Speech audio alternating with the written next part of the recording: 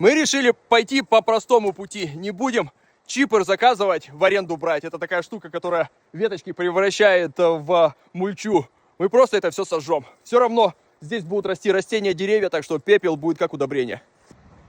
О, пошло. Нормально. Мы специально выбрали день, когда нету ветра и снежок выпал. Короче, безопасность превыше всего. Ну, не превыше всего, свобода превыше всего, но безопасность, короче, по-тупому не сожгите себя. И добро чужое. Погнали!